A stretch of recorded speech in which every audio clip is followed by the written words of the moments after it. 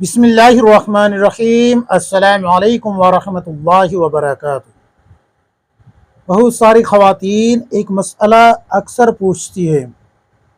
सवाल ये करती है कि मुफ्ती साहब, मून स्टार मेहंदी लगाना कैसा है, क्या ये जायज़ है या नहीं?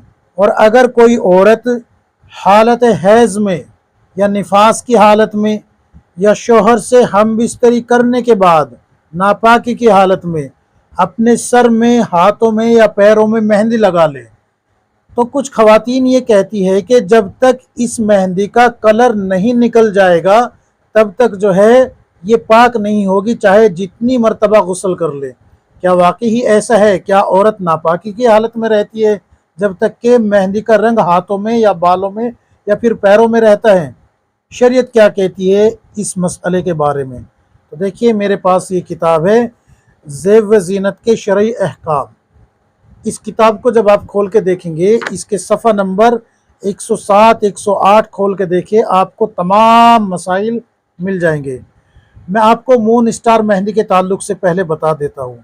देखिए, कोई भी मेहंदी हो, चाहे वो मून स्टार हो या कोई और मेहंदी हो, अगर उसकी परत हथेली पे या बालों में या पैरों पे, गोया कि जहाँ भी आपने लगाई वो मेहंदी, अगर उसकी ऐसी परत जमती है कि जो चमड़े तक पानी नहीं पहुँचने देती, चमड़े तक, स्किन तक पानी नहीं पहुँचने देती, तो फिर ऐसी मेहंदी लगाना दुरुस्त नहीं है। क्यों? इसलिए कि अगर आपने हालत हैज़ में लगाई, हालत जनाबत में लगाई या फिर जो है निफास की हालत में लगाई, तो चूँकि इसकी एक परत जम गई है, जब तक ये परत नहीं उतरेगी तब तक जो है आपका गुस्ल नहीं होगा। इसकी मिसाल ये समझे जैसे कि नेल पॉलिश होती है, नेल पॉलिश की एक परत जम जाती है नाखून पे, नाखून पर परत जम जाती है, तो जिस तरीके से नेल पॉलिश को छुड़ाए बगैर गुस्ल नहीं होता, बेआइन ही इस ही तरीके से परत जमी हुई जिसके अंदर पानी स्किन तक नहीं पहुंचता, जैसे नेल पॉलिश के नीचे पानी नहीं पहुंचता, अगर मेहंदी की जो परत जमी है उसके नीचे भी पानी नहीं पहुंचता, तो फिर आपका गुस्ल, आपका वज़ू नहीं होगा।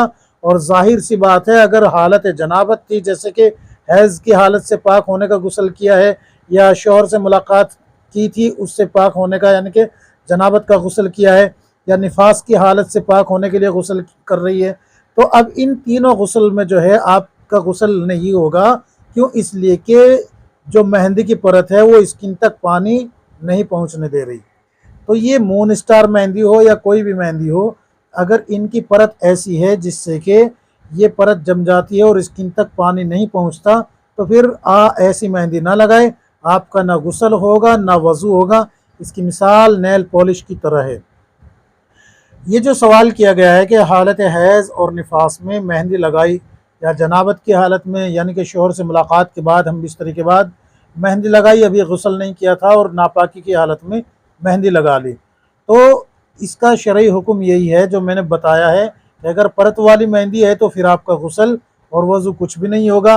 और अगर परत तो नहीं जमी लेकिन उसका रंग है जो बालों में आ गया या हाथ पे आ गया या पैरों पे, जहाँ पर भी आपने मेहंदी लगाई है वहाँ सिर्फ उसका रंग आया है और कुछ नहीं, कोई परत नहीं जमी, कोई स्किन पे कोई भी परत नहीं है, बल्कि स्किन में बाकायदा पानी पहुँच रहा है, स्किन पे पानी बाकायदा पहुँच रहा है, तो फिर आपने जो हालत हैज़ में मेहंदी लगाई थी वो भी जायज़ है, निफास की हालत में जो लगाई वो भी जायज़ है, और शौहर से मुलाकात के बाद नापाकी की हालत में जो लगाई वो भी जायज़ है।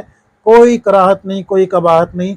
बालों में लगाई हो, हाथ में लगाई हो, पैरों में लगाई हो, जिस्म के किसी भी हिस्से पे, जैसे कि हाल अमूमन तो यही तीन आज़ा है जहाँ पर मेहंदी लगती है, लेकिन कई औरतें आजकल जो है ना, अल्लाह हिफाजत फरमाए, गैरों की मुशाबत में कोई पीठ पे लगवा रही है, कोई कोहनी तक यहाँ तक लगवा रही है वगैरह वगैरह।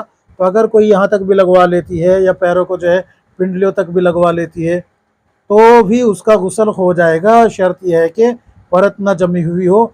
ऐसी हालत में, हालत हैज़, निफास वगैरह में मेहंदी लगाना बिल्कुल दुरुस्त है, आप लगा सकती है, शर्त यह है कि वो परत ना जमती हो उसकी। उम्मीद है कि ये मसला आप हज़रात का हल हो गया। अल्लाह तबारक व तआला हम सबको किताब व सुन्नत के मुताबिक ज़िंदगी गुजारने की तौफ़ीक अता फ़रमाए। आमीन या रब्बुल आलमीन।